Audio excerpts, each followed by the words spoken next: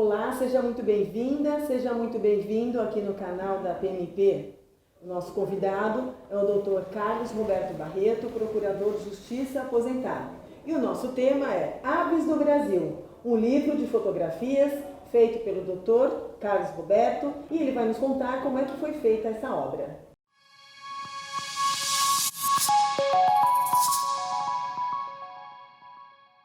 Um trabalho belíssimo, nós já tivemos a oportunidade de folhear o livro.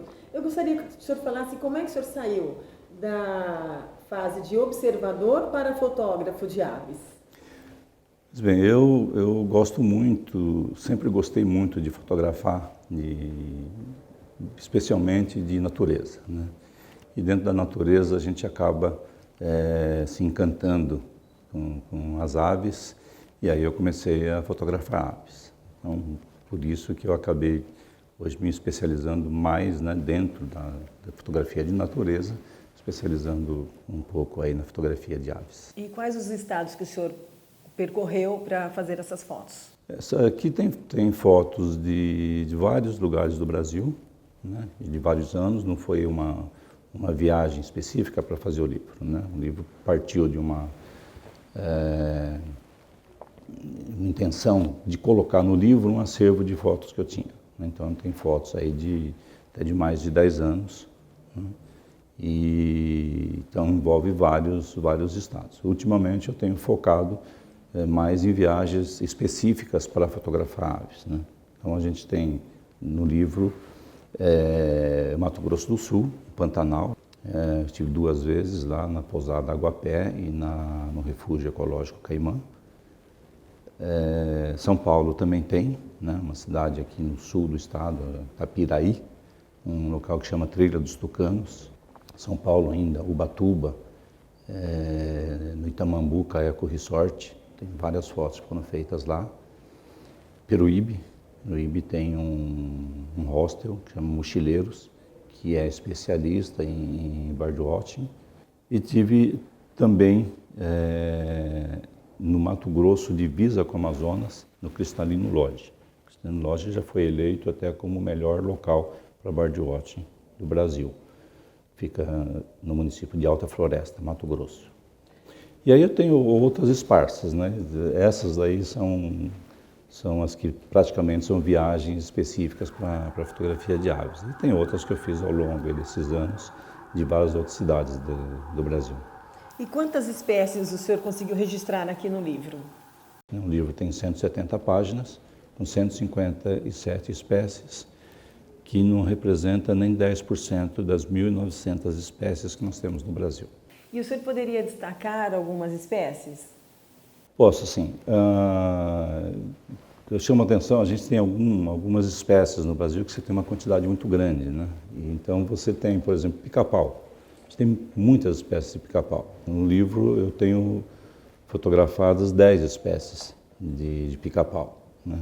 Inclusive o pica-pau-rei, que é o maior pica-pau do Brasil. Gaviões também nós temos bastante, né? Tem um livro, tem 5 espécies de gaviões. E o beija-flor, difícil de fotografar, beija-flor, mas tem 8 espécies aí que eu consegui fotografar e estão completando o livro. Eu chamo destaque para algumas espécies, né, porque algumas têm até histórias e que são interessantes. Por exemplo, a arara azul grande, que é um símbolo do Pantanal, que já esteve ameaçada de extinção. Hoje, graças ao trabalho que foi feito por várias pessoas, ela já está fora, né, do risco de extinção. O irapuru, né, cujo nome tem várias espécies de irapuru também, mas o que mais a gente conhece é o irapuru verdadeiro, que tem um canto maravilhoso, né, que inspirou até músicas, né? Tem uma música popular que foi feita ou gravada pelos cantores de ébano, né, o antigo Irapuru, e uma das obras-primas de Villa-Lobos, também, que chama o Irapuru, né? Também ele fez a obra inspirada no canto do Irapuru. Tem outras que eu destacaria também, a siriema, né, que é uma ave do Mato Grosso, que também já foi tema de música sertaneja. O tuiuiu, símbolo do Pantanal, também, além da arara azul. O tucano-sul, né, que é o tucano mais conhecido, né, que nós temos. Tem várias espécies de tucano, mas o tucano-sul é assim a que nós mais conhecemos. Ele é chamado também de tucano-toco, né, outro nome dele, que é o maior dos tucanos do Brasil. E o pica-pau-rei, que já falei lá em cima, que também é o maior pica-pau do Brasil. Dessas espécies, tem alguma delas que chama atenção pela plumagem?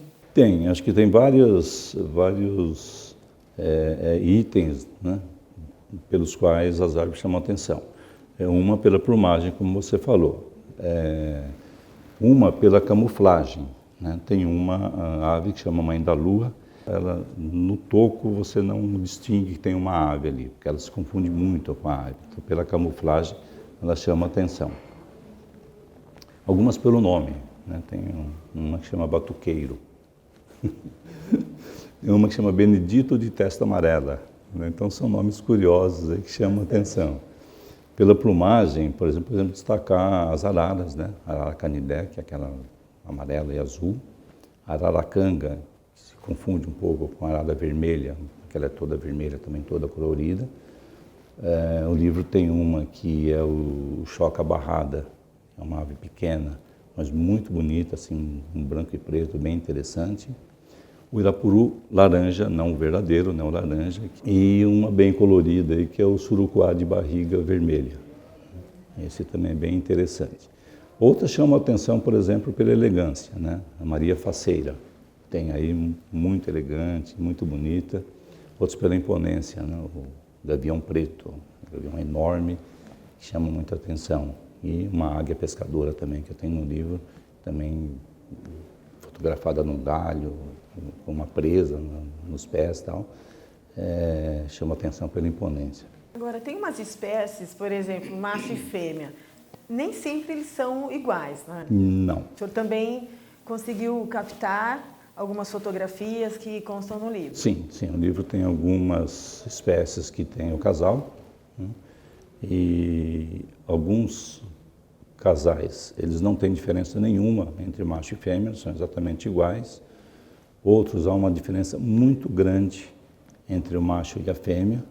Você pega o tie-sangue, por exemplo, né? O macho é aquele vermelho, até uma ave não difícil de encontrar, que é um vermelho bonito e tal. A fêmea é completamente diferente, né? Acinzentada e tal. Então, algumas espécies, parece duas espécies, na verdade, o macho e fêmea, são bem distintos. Outras não têm distinção nenhuma e algumas têm uma pequena diferença entre uma e outra. Bom, o senhor trouxe aqui a câmera, né, com a lente. Eu queria que o senhor falasse um pouquinho, deu trabalho para fotografar? Como é que foi esse tempo de conseguir captar as imagens aí de um pássaro mais rápido, mais veloz, outro...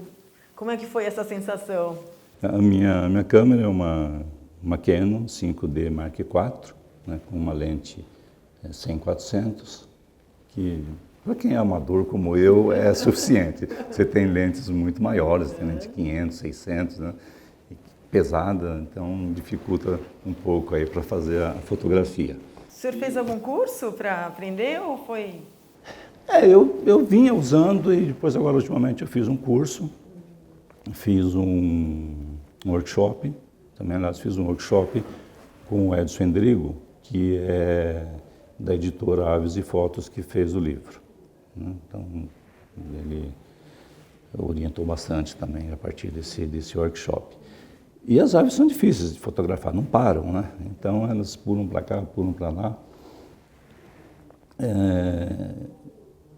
Tem duas que eu destaquei, a figuinha do mangue, né, que foi feita em Peruíbe, muito difícil, muito muda, quando você foca ela já saiu do lugar, então é difícil.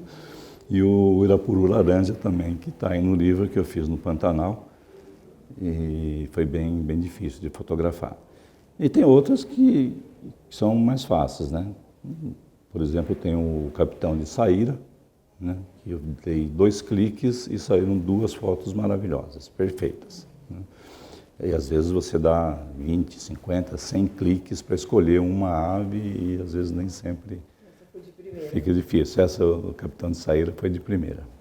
Agora, tem aves que são noturnas, outras diurnas. O senhor registrou todas. Como é que foi? Eu registrei, tem pelo menos duas no livro que são aves noturnas. O murucututu, né, que é uma coruja bem grande, e o bacurau, né, que é menor, é uma ave que está no chão, fica no chão.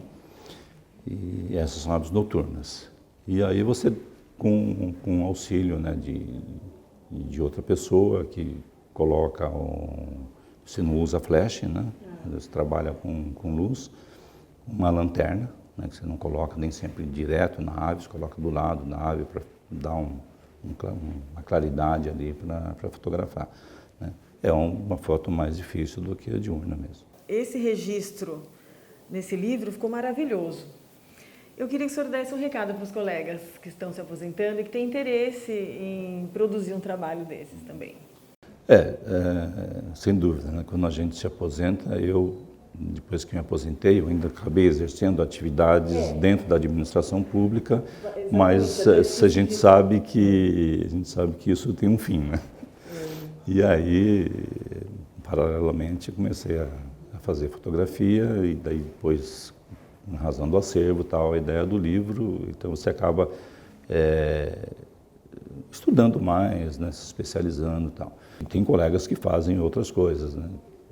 Inclusive tem colega que está advogando, então continua na área, né, jurídica e tal, mas tem outros que escrevem romance, fazem poesia.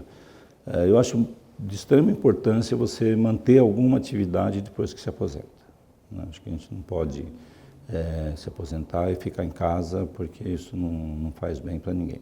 O livro Aves do Brasil será comercializado aqui na PMP para todos os associados que tiverem interesse. É um livro maravilhoso, vale a pena mesmo ter um desse em casa. Dr. Carlos Roberto, muito obrigada pela sua presença aqui na PMP. Em nome de toda a diretoria, eu agradeço muitíssimo a disponibilidade do senhor vir apresentar o seu novo livro, Aves do Brasil. Eu que agradeço a associação mais uma vez, por mais essa oportunidade de divulgar um trabalho que eu fiz até agora, mesmo fora da área jurídica. Então, muito obrigado a você, a diretoria da associação.